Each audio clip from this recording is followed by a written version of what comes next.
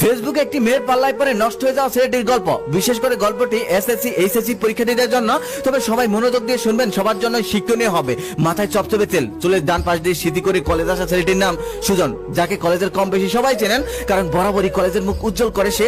ভালো রেজাল্ট করে, যেমন আচার ব্যবহার তেমনি ব্রিলিয়েন্ট স্টুডেন্ট। তবে তার পোশাক আশাক বা চলাফেরা এই যুগের ছেলে মেয়েদের মতো না, যার কারণে অনেকেই তাকে খ্যাত নামে চেনেন, আবার অনেকেই তাকে চেনেন না, কারণ সে সময় মতো কলেজ আসে, আবার কলেজ শেষ হলে বের হয়ে যায়। টিফিনে মাঝখানে যে সময়টা পায়, সে সামান্য খাওয়ার সময়টা বাদে সব সময় বই নিয়ে বসে থাকে।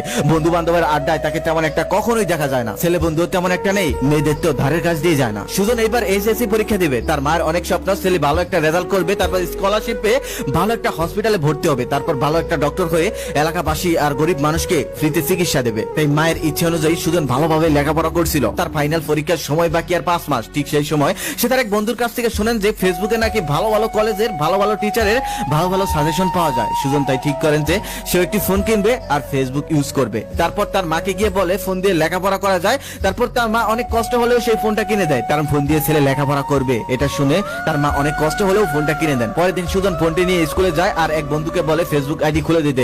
সে একটি ফেসবুক আইডি খুলে দেয় আর ভালো ভালো সাজেশন গ্রুপে লাইক দিয়ে দেয়, সাথে কিছু অন্য পেজেও লাইক দিয়ে দেয়, যাতে সুজন আশেপাশের বিষয়ে কিছু জানতে পারে, কিছু শিখতে পারে। সেদিন থেকে সুজন ফেসবুক ইউজ করতে থাকে, ভালো ভালো সাজেশন সেখান থেকে সংগ্রহ করতে থাকে। দিনে দিনে তার উন্নতি হচ্ছিল।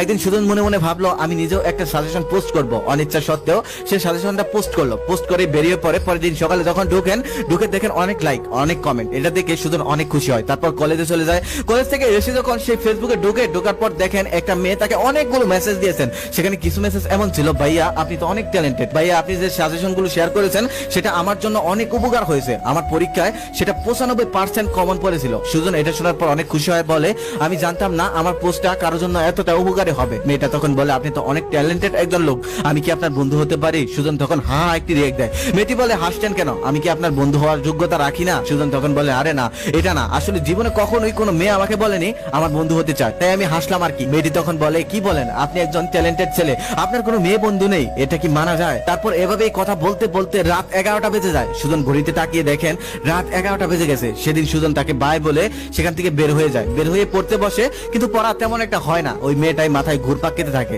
পরের দিন সুজন মনে মনে খুব খুশি, কারণ তার এখন একটি মেয়ে বন্ধু আছে। তারপর তার সাথে অবিরত চ্যাটিং করতে থাকে, দুষ্ট মিষ্টি কথায় মেতে থাকে। যে সুজন সবসময় ফার্স্ট বেঞ্চে গিয়ে বসতো, সে এখন একদম লাস্টে গিয়ে বসেন, কারণ মেয়েটা তাকে একটু পরপর মেসেজ দেন, সেগুলো রিপ্লাই দিতে হয়। অনেকের এটা নজর পড়ে যায়, টিচারদের নজরেও পড়ে, কিন্তু তাকে তেমন একটা কিছু বলে না, কারণ সে ভালো ছাত্র। তাই তার এমন পরিবর্তন দেখে তার ক্লাসমেট জিসান তাকে বলেন, ভাই তুই এমন ভালো একটা ছাত্র, তুই যেমনটা করছিস এটা ঠিক না।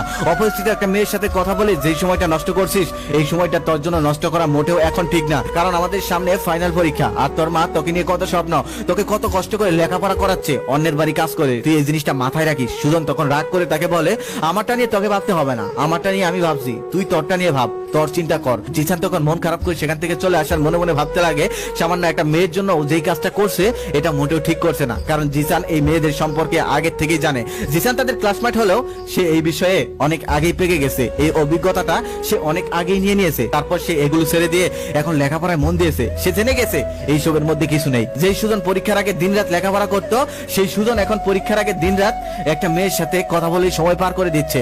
লেখাপড়ার মধ্যে তার কোনো মন নেই। পরীক্ষার আগের রাত্রেও সে সারা রাত মেয়েটার সাথে কথা বললো আর কোনো প্রস্তুতি ছাড়াই পরীক্ষা দিতে গেল। পরীক্ষার হলে গিয়ে জিসানকে ডাক দিয়ে বলতেছে, ভাই দেখতো আজকের প্রশ্ন এত কঠিন কেন? জিসান তখন মনে মনে ভাবতেছে আজকের প্রশ্ন কঠিন হয়নি, তুই এই পরীক্ষায় প্রস্তুতি নেসনি, তুই তো সময় নষ্ট করেছিস ওই মেয়েটার পিছনে। তারপর তাদের পরীক্ষা এভাবে শেষ হয়ে গেল। সুজন সারা দিন রাত সেই মেয়েটার সাথে কথা বলে। যেদিন রেজাল্ট দিবে, সুজনের মা অনেক কষ্ট করে টাকা জোগাড় করলো, গ্রামবাসীকে মিষ্টি খাওয়াবে, কারণ তার ছেলে ভালো একটি রেজাল্ট করবে। সে আগে থেকেই জানতো, কারণ বরাবরই সে ভালো রেজাল্ট করে আসছে। তারপর রেজাল্টের দিন সুজন কলেজে গেল। সেখানে গিয়ে দেখলো রেজাল্টের শিটে তার নাম নেই। সে অনেকটা খোঁজার পর নাম পেল না। তারপর জিসানকে বললো, জিসানও দেখলো। তারপর অবশেষে দেখলো সে ফেল করেছে, তাও আবার 3 সাবজেক্টে। এটা দেখার পর তার মাথায় আকাশ ভেঙে পড়লো। সে বাড়িতে গেল না, অনেক সন্ধ্যা হয়ে গেল। তারপর সে বাড়িতে গেল, গিয়ে দেখলো তার মা তার অপেক্ষায় বসে আছে, তার রেজাল্ট আসবে আর তার মা পুরো গ্রামে মিষ্টি খাওয়াবে। তখন গিয়ে তার মাকে বললো, মা আমি পাস করতে পারিনি, আমি তোমার স্বপ্ন পূরণ করতে পারিনি। এটা শোনার সাথে সাথে তার মা অজ্ঞান হয়ে গেল।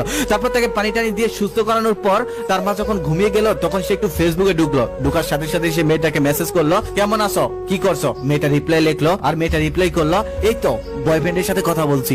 এই কথাটা শোনার পর সুজনের মাথায় আকাশ ভেঙে পড়লো। সুজন তখন বললো, তোমার বয়ফ্রেন্ড আছে, আগে তো বলোনি। মেয়েটা তখন বললো, আজকেই বানিয়েছি। তুমি তো ফেল করেছো, ফেল করা ছাত্রীর সাথে আমার কোনো সম্পর্ক থাকতে পারে না। তারপর আর সুজন তার সাথে কথা বলতে পারেনি, কারণ সেদিনই তাকে ব্লক করে দেওয়া হয়েছিল। যারা বর্তমানে লেখাপড়া করতেছো তারা এই কথাটা খুব ভালোভাবে মনে রাখো, ছেলেদের সফল হতে হয় আর মেয়েরা সফলদেরকে খোঁজে। তাই লেখাপড়ার সময় মেয়েদের পিছনে সময় নষ্ট না করে সময়টা লেখাপড়ার পিছনে দাও, তাহলে জীবনে ভালো কিছু হবে। মেয়েদের পিছনে ঘুরে কিছুই হবে না। সফলতা অর্জন না করতে পারলে খুব প্রিয় মানুষটাও তোমাকে ব্লক মেরে চলে